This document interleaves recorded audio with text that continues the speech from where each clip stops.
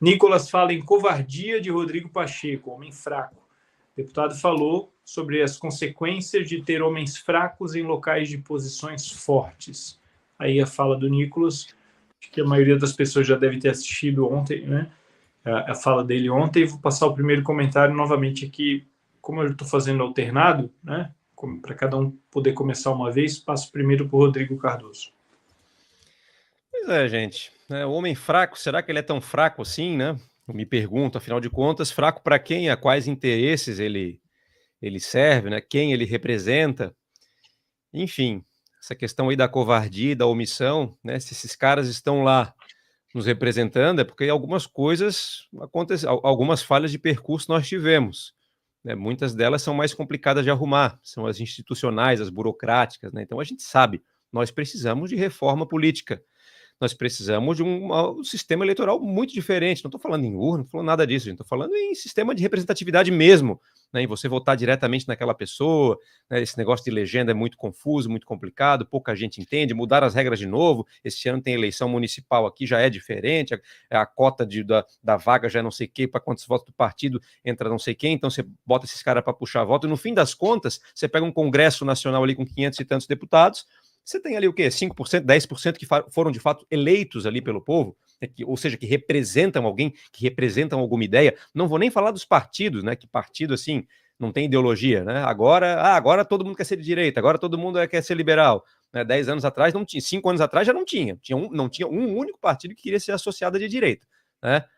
Lembra do Aécio, né? Ele falava, ele era oposição ao PT e dizia, oposição ao PT, né? E dizia assim, não adianta me empurrar que para a direita eu não vou. Quer dizer, era palavrão. Então você já tem esse problema de representatividade nos partidos. Então esse sistema todo é muito complicado, né? Então se, como o Nicolas fala, né, que você tem, ocupando espaço importante, você tem pessoas covardes, é porque tem muita falha aí nesse caminho, né? Tem muita. Como é que esse cara chegou lá? De alguma forma ele chegou lá, ele não foi de graça, né? Ele se filiou a um partido, ele tinha influência partidária, ele conseguiu dinheiro, ele conseguiu depois votação dos todos os outros deputados que deveriam representar também alguém ou alguma coisa, né? Certamente se fosse um parlamentar alinhado aí aos valores talvez da direita, do conservadorismo, enfim, favorável à liberdade de expressão, né, a colocar as instituições de volta em suas caixinhas como deveria ser, talvez se esse cara estivesse lá, né, agiria diferente. Mas ele está lá por algum motivo representando alguém.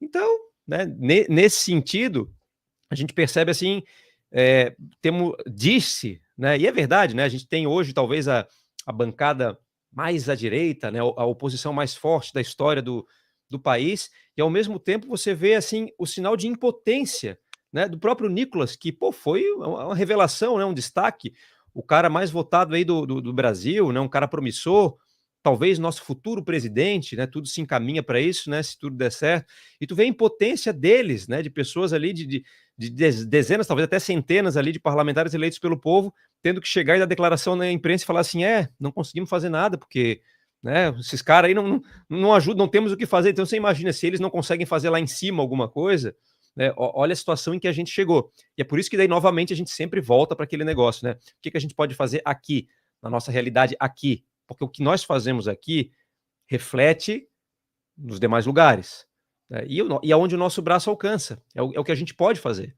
né? Por isso que assim, eu não acredito que qualquer melhoria que seja, ou qualquer despiora, né? Porque falar em melhora é complicado na política, né? Mas qualquer despiora que tenha, eu não acredito que isso vai partir de alguma forma de Brasília. Não acredito que eles vão resolver problemas estruturais lá.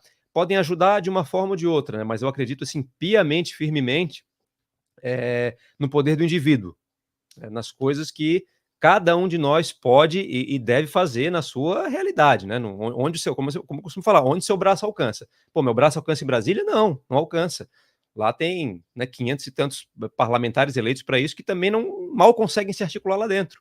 Né? Claro que falta um pouco de expertise, falta um pouco digamos assim, de arroz com feijão, né, para esse movimento aí que se inicia, não vou nem dizer na última década, vamos botar aí que nos 4, 5, 6 anos, né, que se inicia esse movimento aí, que se considera, que se diz conservador, né, que reuniu aí esse sentimento antipetista, juntando com as pautas de costume, enfim. Então isso, de fato, é uma coisa muito recente. E para que a gente possa fazer a nossa parte, para que a gente possa ajudar, pessoas como o Nicolas, enfim, né, pessoas como a Carol Detoni, que a gente vai comentar aqui também agora, né, do projeto dela, né, da polêmica também que está envolvendo aí a deputada Júlia Zanata, nossa amiga, que nem faz parte aqui do programa, volta e meia ela dá umas entrevistas aqui pra gente, né, eu gosto muito do posicionamento da Júlia, né, ela falou uma coisa ontem no parlamento, disse assim, olha, Santa Catarina dá certo, porque em Santa Catarina a gente tem mais carteira de trabalho assinada do que Bolsa Família, né, já no Maranhão não tem. Então, vamos seguir o modelo que dá certo. Pronto, já estão querendo acusar ela de xenofóbica, disso, daquilo. Quer dizer, a coisa está complicada. Ela é uma parlamentar que tem imunidade, que pode falar, e os caras vão cair em cima dela. Né? E nós aqui, sabe? E as pessoas aqui. Então, assim, veja como o terreno aqui tá perigoso, né? Tá muito perigoso. E é essa é a mensagem, né? Cada vez que eu tiver a palavra aqui para falar sobre alguma coisa, algum acontecimento aí da ordem do dia, a gente tem que ter essa noção, né, do que nós podemos fazer, o que nós devemos esperar, né? Ou o que nós não devemos esperar e o que compete a gente fazer, o que nos compete aceitar. E é essa que eu quero que fique claro, né? Sempre que eu, pelo menos eu, da minha parte, sempre que eu comentar alguma coisa aqui, eu vou tentar sempre trazer para esse viés, né? Para que a gente tenha consciência do poder do indivíduo, da força da personalidade, que é somente dessa forma que a gente vai conseguir ver alguma mudança, alguma melhoria ou alguma despiora, né, quando falamos diretamente em política. Obrigado, Rodrigo. Passo o comentário para o Rafa. Olha, eu acho que covarde ele não é, porque ele tem os interesses dele, pelo fato dele estar nesse estado lerdo, essa letargia, né? Eu prefiro chamar ele de corrupto e de prevaricador. Essa é a melhor palavra, porque ele pertence ao sistema, né? Ele tem os interesses dele lá com o esquema de Brumadinhos, não só ele, como Lira também, né? Fora os processos que tem dele lá na Suprema Corte, então é uma mão lava a outra ali. Pois bem, como o Rodrigo falou, o que a gente vê é o cidadão brasileiro doutrinado, literalmente doutrinado, e também pela falta de educação que o brasileiro foi levado a essa falta de educação. Eu não estou dizendo que as pessoas muito antigas que trabalhavam no campo, que era sapateiro, que criaram indústria, tem gente que não tem nem a quinta série, eu tenho exemplos na minha família de gente que praticamente nunca estudou e criaram empresas, né? E para vir os que estudaram e acabar com tudo, né? Pois bem. Então, o que a gente vê é justamente algo muito bem organizado para não permitir que o Brasil vá para frente. Imagina um país como o Brasil. No Amazonas, onde eu nasci, eu lembro que tinha uma parte lá que a gente ia, se chama... É perto de Presidente Figueiredo. O cara enfiava uma vara assim no chão e saía e ligava o isqueiro. Dali já saía fogo, que era gás natural. Aí você tem petróleo, você tem rios e rios, você tem floresta, você tem um campo, você tem um agro, o Brasil era para ser muito, mas muito mais rico que os Estados Unidos. No entanto, a classe de políticos e os intelectuais aqui tornaram o Brasil quem ele é hoje. E aí a gente não percebe, depois a gente vai falar até sobre a reforma tributária aí que o Lira vai pautar, a gente não sabe que nós, hoje, a gente é responsável pelas próximas gerações.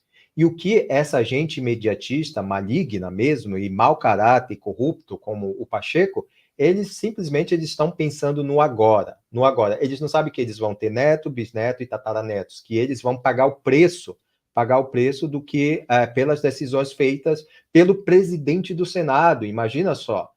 Eu sempre dou o exemplo da minha família. Eu pago o preço pelas decisões erradas que meu pai e minha mãe tiveram no passado. Minha mãe era uma metida feminista e o meu pai era aquele o pegador, essas coisas. Eu e meu irmão, a gente pagou o pato para isso. A gente pagou pelas decisões erradas que eles tiveram. Agora, imagina isso a nível nacional. A gente paga o preço lá pelas decisões erradas pelos militares lá, inclusive que o tataravô lá do Fernando Henrique, o bisavô do Fernando Henrique estava envolvido lá no golpe da República.